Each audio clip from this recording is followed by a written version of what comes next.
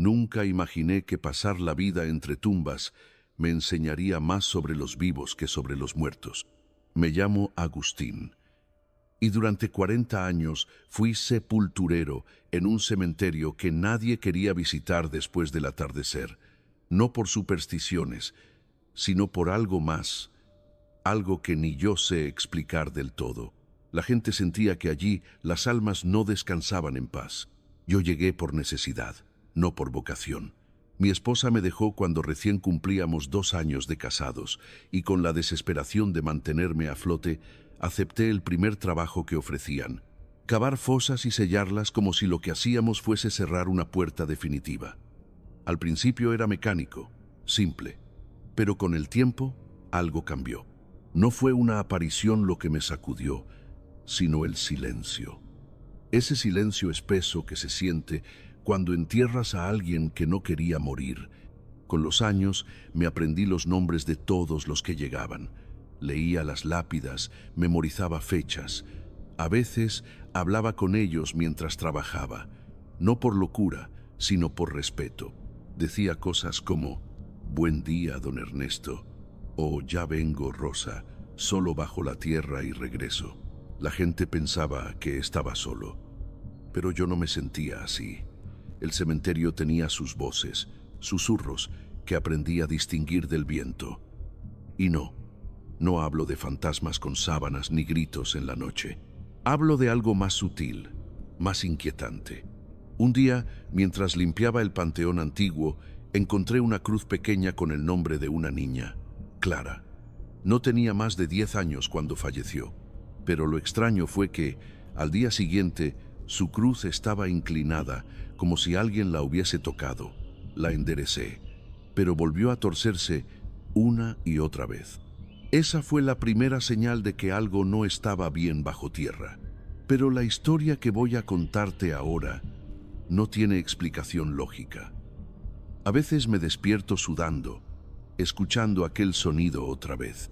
Ese sonido que me partió el alma y que, aunque han pasado años, todavía me arranca el sueño, el sonido de alguien golpeando desde dentro del ataúd. Aquella mañana parecía como cualquier otra. Llegó una carroza fúnebre vieja, con los amortiguadores que crujían al detenerse frente al portón. El chofer bajó cabizbajo, acompañado de 2 hombres que no dijeron su nombre ni miraron a nadie a los ojos. Solo traían un ataúd de madera oscura, simple, sin flores ni acompañantes. No había cortejo, ni familiares llorando, ni siquiera un sacerdote.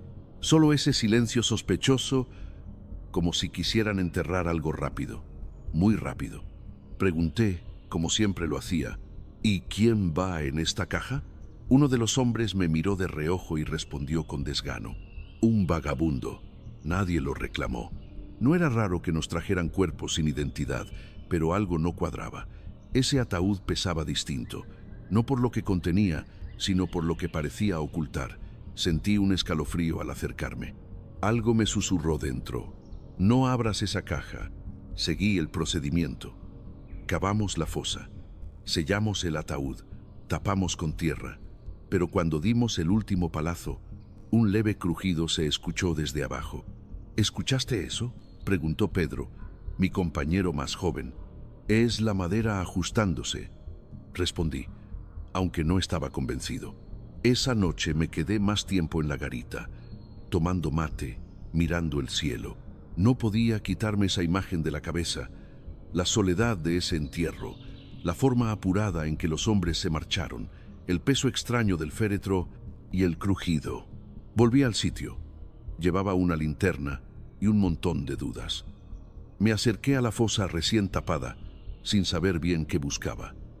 Apoyé la oreja sobre la tierra húmeda, como si eso fuera a darme respuestas.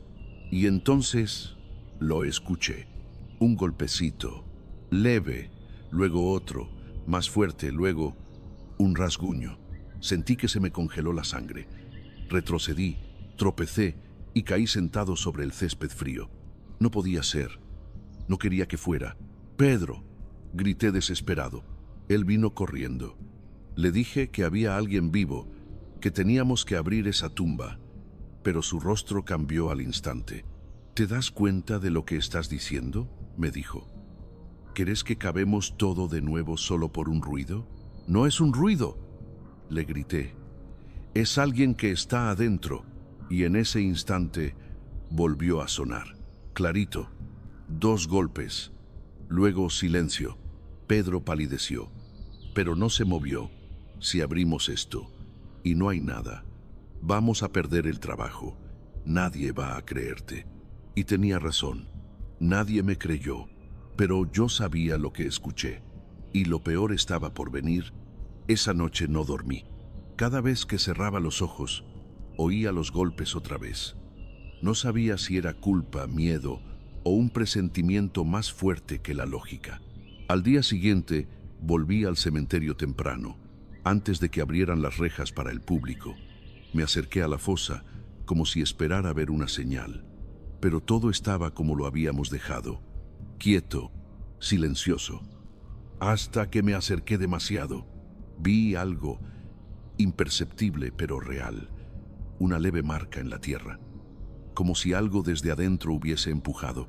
No era una ilusión. La tierra estaba suelta, movida. Algo había ocurrido durante la noche, o alguien había intentado salir. No podía quedarme con los brazos cruzados. Fui con el administrador del cementerio. Le conté todo, desde el entierro irregular hasta los sonidos. Esperaba burlas, pero su reacción me sorprendió. Se quedó en silencio. Respiró hondo. Luego me dijo: no eres el primero que me habla de eso. Me estremecí. ¿Cómo que no soy el primero? Hace 20 años, otro sepulturero dijo lo mismo. Lo despidieron. Dijeron que estaba loco, pero juró hasta su último día que había enterrado a alguien vivo. Y adivina que fue justo en la misma zona del cementerio. Sentí que el corazón me latía con fuerza en los oídos. Podía ser que alguien, por error o a propósito, estuviera sepultando personas vivas. Le supliqué que me dejara abrir la tumba, solo para confirmar. Me dijo que no podía autorizarlo, que necesitábamos orden judicial, que eso podía traernos problemas, pero yo no iba a quedarme de brazos cruzados. Esa misma noche regresé con Pedro. Él dudó, pero finalmente accedió a acompañarme. Si esto es verdad, me dijo, no podemos cargar con eso en la conciencia. Comenzamos a cavar a escondidas, iluminándonos con linternas viejas. La tierra parecía más pesada que nunca. El sudor nos nublaba la vista, y entonces la pala chocó con la tapa del ataúd. Nos miramos. Pedro respiró hondo y levantó la tapa lentamente. Y allí estaba, un cuerpo, sí, pero con las uñas desgarradas, con el rostro desencajado, con los ojos abiertos y una expresión de terror congelada para siempre. No gritamos, nos quedamos paralizados. No lo habíamos enterrado muerto. Murió allí dentro, tratando de salir. Aquel rostro me persigue cada vez que cierro los ojos. La boca estaba abierta, como si el último aliento se hubiese estrellado contra la madera. Los ojos vidriosos, fijos en un punto que ya no existía, pero lo que más me desgarró fueron sus uñas, quebradas, ensangrentadas, como si hubiera arañado con desesperación cada centímetro del interior del ataúd. Pedro retrocedió, se tapó la boca y vomitó detrás de un panteón. Yo simplemente me quedé ahí, paralizado, temblando, sintiendo que mi cuerpo ya no me pertenecía. No fue un accidente, dije entre dientes. Pedro me miró, sin entender. ¿Qué decís? Esto no fue un error. Este hombre estaba vivo, y lo sabían. Sellamos la tapa con manos temblorosas y volvimos a tapar la tumba como si nada hubiese ocurrido. No por cobardía, sino porque sabíamos que, si hablábamos sin pruebas, nos iban a callar, o algo peor. Pero lo peor aún no había comenzado. Desde esa noche, el cementerio ya no fue el mismo para mí. Sentía que me observaban, que cuando caminaba entre las tumbas, algo se movía con el rabillo del ojo, que algunas lápidas tenían flores frescas, aunque nadie las visitaba. Y lo más perturbador, comencé a encontrar más tumbas con tierra removida. No muchas, solo unas pocas, pero eran suficientes para hacerme pensar que lo que pasó había pasado más de una vez. Entonces tomé una decisión. Fui a la comisaría con Pedro. Contamos todo. Mostramos una foto que tomé del cadáver con mi celular. Les rogué que investigaran, que buscaran los registros, que al menos hablaran con los hombres que trajeron el ataúd. El oficial nos escuchó con gesto neutro. Luego se levantó, fue a otra sala y regresó con una hoja. No hay registros de ningún entierro ese día en el cementerio, dijo. No hay acta de defunción, no hay carroza registrada. Nada. Pedro se puso pálido. Yo me quedé helado. ¿Qué están diciendo? Enterramos a un hombre vivo. No sé lo que enterraron, dijo el policía, pero en los papeles no existe. Salimos de la comisaría como si nos hubieran sacado el alma. No había papeles, ni nombres, ni registros, como si aquel hombre nunca hubiera existido. Pero yo lo vi, lo enterré, escuché sus golpes y lo más importante, vi su rostro antes de que muriera. Esa misma noche no pude ir a casa. Me quedé en la garita del cementerio, con la linterna encendida, fumando cigarro tras cigarro, sintiendo que algo más estaba por venir. Y no me equivoqué. Cerca de las 3 de la madrugada, un silbido me despertó. No era el viento, no eran los árboles. Era un silbido humano persistente, como si alguien estuviera llamándome. Salí con la linterna y recorrí los pasillos de lápidas, guiándome por el sonido. El silbido se detuvo frente a una tumba vieja, descuidada, y entonces escuché un crujido, como si la madera se quebrara por dentro. No puede ser, susurré. Me acerqué. Esa tumba no tenía flores, ni nombre visible, solo una placa oxidada con un número. De pronto, la linterna falló. La luz parpadeó. Me quedé a oscuras por segundos que parecieron años. Y en ese instante, escuché los golpes. No eran fuertes, eran insistentes, como si alguien golpeara con los nudillos desde dentro. «¡Hola!», grité desesperado. «¡Silencio!». Corrí a buscar a Pedro, que había decidido quedarse conmigo por seguridad. Le conté. Volvimos, pero ya no había sonido. Solo la tumba callada, inmóvil. Pedro empezó a temblar. «Nos estamos metiendo con algo que no entendemos. Viejo, esto no es normal. Esto es otra cosa». No dije nada. Solo me quedé observando ese suelo. Y entonces recordé algo. Años atrás, un compañero ya retirado me había contado sobre una leyenda, algo que creí que eran solo cuentos para asustar novatos. Decía que, entre las filas más antiguas del cementerio, había una zona maldita, donde se enterraban cuerpos que no debían descansar, personas que cargaban con secretos, castigos o silencios impuestos.